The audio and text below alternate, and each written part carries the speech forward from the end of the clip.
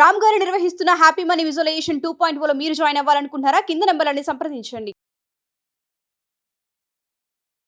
Hello Ram sir. Hi Naraju. Visualization 2.0 happy మనీలో previous వీడియోలో మీరు వెల్త్కి రిచ్కి ఉండేటువంటి డిఫరెన్స్ని చాలా డీటెయిల్డ్గా మైన్యూట్ లెవెల్ నుంచి చెప్పారు. Very good subject. అండ్ మనిషి సంపాదించుకున్న దాన్ని కూడా నిలబెట్టుకోవటం అనేది చాలా కష్టంతో కూడుకున్న పని. అది ఎలా నిలబెట్టుకోవాలో అనుకునేటువంటి వాళ్ళకి మాత్రం ద బెస్ట్ వీడియో అని చెప్తాను నేను. Thank you. సో ఈ వీడియోలో ఏం చెప్తున్నారు? నారాజు, మనం మనీ అనేసరికి మనిషి రకరకాలుగా ఆలోచిస్తుంటాడు. ఇద్దరూ ఒకేలాగా ఆలోచించరు. అసలు మనీ మైండ్స్ ఏంటో ఇవాళ తెలుసుకుందాం. షూర్. ప్రపంచ దేశాలన్నింటిలోనూ జపాన్ చాలా డిసిప్లిన్ దేశం. వాళ్ళు నమ్మే ఫిలాసఫీ ఏంటంటే spend well, save well, live well. ఖర్చు పెట్టు కానీ పొదుపు చేయి, జీవితాన్ని బాగా ఆనందించు. జనరల్గా చాలామంది సేవింగ్ చేస్తున్నారంటే వీడు బతకడం లేదని, వీడు బాగా బతుకుతున్నాడంటే వీడి దగ్గర ఏం డబ్బులు అయిపోగొడుతున్నాడని, బాగా సంపాదిస్తున్నాడంటే వీడు ఖర్చే పెట్టట్లేదని, ఇట్లాంటి ఒపీనియన్స్ జనరల్గా క్యారీ చేస్తారు. అందుకనే హోలిస్టిక్గా జపానీస్ ఏం నమ్ముతారంటే వాళ్ళు ఏం చేసినా సరే spend well, save well, live well, ఈ మూడిటి ఫిలాసఫీలు బేస్ చేసుకొని జపాన్లో స్టడీ చేశారు. మొత్తం ఓన్లీ జపాన్ కాదు, జపానీస్ వాళ్ళు ప్రపంచవ్యాప్తంగా డబ్బుల గురించి స్టడీ చేశారు. అసలు మనీ మైండ్స్ ఎట్లా ఉంటాయి, మైండ్లో ఎలా ఆలోచిస్తారు మనీ గురించి, ఆ ఆలోచన కారణాలు ఏంటి, అట్లా ఆలోచన చేసినప్పుడు వాళ్ళు what they felt is that 3 types of money minds ఉన్నాయి. వీటిని మైండ్ సెట్స్ అంటారు. మైండ్ సెట్ ఏర్పడడానికి 3 రకాలైన మైండ్ సెట్లు ఏర్పడడానికి కారణాలు ఏంటి, అసలు ఆ మైండ్ సెట్ లక్షణాలు ఏంటి, ఈ మైండ్ సెట్ ఏర్పడింది కాబట్టి దీనివల్ల మనం నిజంగా డబ్బులు మన జీవితంలో నిలబడకుండా ఉన్నాయా, సంపాదన లేకుండా ఉన్నామా, ఉన్న డబ్బును మనం నిజంగా పెంచుకోలేకపోతున్నామా అనే విషయాల్ని వీటన్నింటినీ మనం తెలుసుకోవాలంటే జపనీస్ వాళ్ళు నమ్మిన ఈ 3 రకాల మైండ్ సెట్స్ ఏంటో తెలుసుకోవాలి. మొట్టమొదటి మైండ్ సెట్ నారాజు కంట్రోల్ టైప్. వీళ్ళు కంట్రోల్ చేయాలనుకుంటారు. ఏం కంట్రోల్ చేయాలనుకుంటారు? యాక్చువల్గా మనీ అంటూనే వీళ్ళకి లైఫ్లో కొన్ని అనుభవాలు ఉంటాయి చిన్నప్పటి నుంచి. ఈ అనుభవాల వల్ల ఏంటంటే మనీ అంటూనే ఆ అనుభవము ఎమోషనల్గా మారిపోతారు. చూడండి, ఎంతమందికి అనుభవం లేదు. మనం మామూలుగా ఉంటా, ఏం సుబ్బారావు బాగున్నా, మీరు బాగున్నా, చాలా రోజులు లేదు సార్, మీ దగ్గర ఏమన్నా ల్యాక్ అప్పు ఉంటే అడుగుదామని వచ్చాను. ఫేస్ మారిపోయింది. అడుగుతూనే వెంటనే ఇన్నాళ్ళు సుబ్రావు మీద ఉన్న అభిప్రాయం మారిపోయింది. నీ రియాక్షన్ చూస్తూనే సుబ్రావుకు నీ మీద ఉన్న అభిప్రాయం పోయింది. మనకు లైఫ్లో ఉన్న అనుభవాలు మన అప్రోచ్ని, మన మైండ్ సెట్ని, పీపుల్ని ఎట్లా ఆలోచిస్తాయి అన్నది. ఈ కంట్రోల్ టైప్ ఎలా తయారయ్యారు, what do they believe, what is control for them అంటే చిన్నప్పటి నుంచి వాళ్ళు పొందాలనుకున్నవన్నీ డబ్బు వల్లే నేను పొందలేకపోయాను అన్న నమ్మకాలు ఏర్పాటు చేసుకుంటారు. మా ఇంట్లో డబ్బు లేదు, అరే నేను సైకిల్ కొందాం అనుకున్నా, సైకిల్ కొనిచ్చేవాళ్ళు లేరు. మా ఇంట్లో బొమ్మలు కొనుక్కున్నాం అనుకున్నా, ఎప్పుడు పక్కింట్లో కీ ఇచ్చే బొమ్మలు ఉండేవి, నేనైతే దూరం నుంచి చూడాల్సి వచ్చేది. మా ఇంట్లో డబ్బులే లేవు. నా ఎమోషన్ ఏంటంటే డబ్బులు అన్నది ఎప్పుడైనా సరే డబ్బులు వస్తే దాన్ని వదలకూడదు. మా ఇంట్లో డబ్బులు లేకే నేను ఏమీ అనుభవించలేకపోయినా, ఇంకా నా ఫ్యూచర్ అలా ఉండకూడదు అని వాళ్ళకున్న ఎమోషన్స్తో నాకు డబ్బులు లేవన్న ఫీలింగ్ రాకుండా ఉండడం కోసం దే డూ డిఫరెంట్ థింగ్స్. ఎట్లా చేస్తారు? By controlling their environment. వాళ్ళ చుట్టూ ఉన్న వాతావరణాన్ని కంట్రోల్ చేస్తూ they hope they can control their feelings.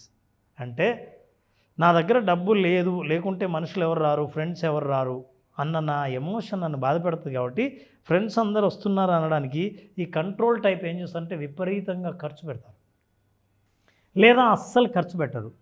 వాళ్ళ ఎమోషన్స్ దేంతో అయితే ఎలా అయితే ఏర్పడ్డాయో చిన్నప్పటి నుంచి, డబ్బు అంటూనే నాకు కలిగే ఫీలింగ్ ఎట్లా ఉందో ఆ ఫీలింగ్ నుంచి నేను దూరం అవ్వడానికి, ముఖ్యంగా నెగిటివ్ ఫీలింగ్ నుంచి దూరం అవ్వడానికి వాళ్ళు డబ్బుని సాధనంగా వాడుకొని వాళ్ళు ఖర్చు పెడతారు.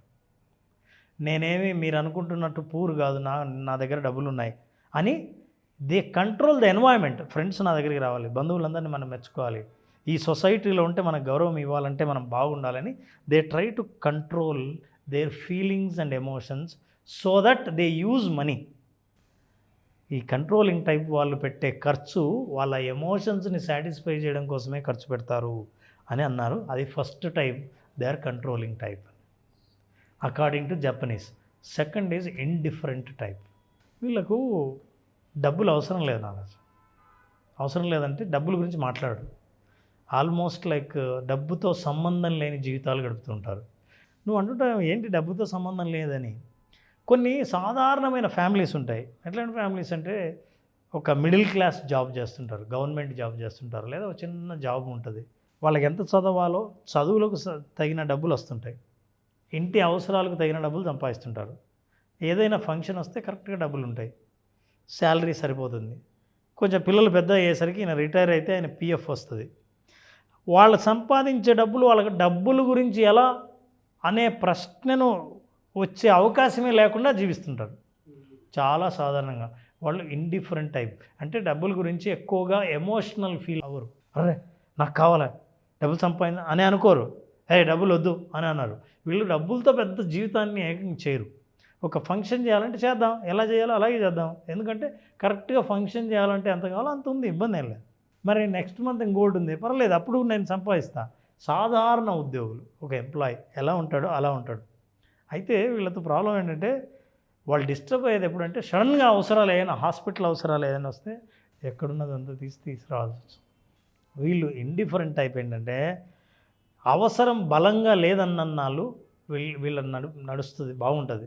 చాలామంది అట్లనే ఉంటారు డబ్బుల గురించి ఆలోచించకుండా. అయితే వీళ్ళు ఎప్పుడంటే డిస్టర్బ్ అయ్యేది పియర్ ప్రెషర్ ఉంటుంది. పక్కన అందరూ డబ్బుల గురించి మాట్లాడుతున్నారు, అందరూ సంపాదిస్తున్నారు, అందరూ రియల్ ఎస్టేట్ చేస్తున్నారు, అందరూ యూఎస్ వెళ్తున్నారు. ఇట్లాంటివన్నీ ఇన్స్పైర్ చేస్తాయి ఎవరినైనా. ఇండిఫరెంట్ టైప్ అయితే దూరంగా ఉంటారు. ఇండిఫరెంట్ టైప్ అయితే డబ్బులకు పెద్ద ఎమోషనల్ ఫీల్ అవ్వరు. ఇది సెకండ్ టైప్. వాళ్ళ దగ్గర మీరు ఏదైనా మార్కెట్ చేయాలన్నా, మీరు వాళ్ళ దగ్గర బిజినెస్ ప్రపోజల్ మాట్లాడాలన్నా వాళ్ళు ఏమాత్రం ఇన్స్పైర్ అవ్వరు, స్టేబుల్గా ఉంటారు. This is second type. ఈ second type they are comfortable with money, they enjoy working all the time.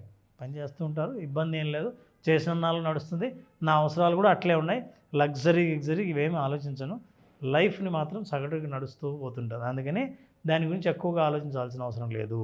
Third type fear type. వీళ్ళకి భయం డబ్బులు అంటే. అందుకే చాలామంది సరే మనందరం పార్టీకి వెళ్దాం, ఇగో నువ్వు ఖర్చు పెట్టి మొత్తం ఖర్చు చెప్పండి, నాకు డబ్బులు ఇవ్వకు, అమ్మో డబ్బులు ఎవరికైనా నాకు మాత్రమే ఇవ్వకు అని ఎవరైనా చూస్తానండి. నేను ఏమండి అందరం ఇప్పుడు కమిటీ ఎన్నుకున్నాము, మీరు ట్రెజరరా, నాకు మీరు ఏ పోస్ట్ అయినా ఇవ్వండి కానీ ట్రెజరర్ మాత్రం ఇవ్వకండి. నేను ఊరు వెళ్తున్నానండి, నా దగ్గర డబ్బులు ఉన్నాయి, మీ దగ్గర ఉంచండి, నేను మళ్ళీ వచ్చి తీసుకుంటాను. వద్దండి, నా దగ్గర ఉంటే ఖర్చు అయిపోద్ది. భయం వాళ్ళకి డబ్బులు అంటే. అది నా దగ్గర నుంచి వెళ్ళిపోతుంది, నేను ఖర్చు పెడతా, సరిగా హ్యాండిల్ చేయలేను, అది ఉంటే నా దగ్గర ప్రమాదం, నాకు ప్రమాదం, డబ్బుకు ప్రమాదం అని భయపడతారు.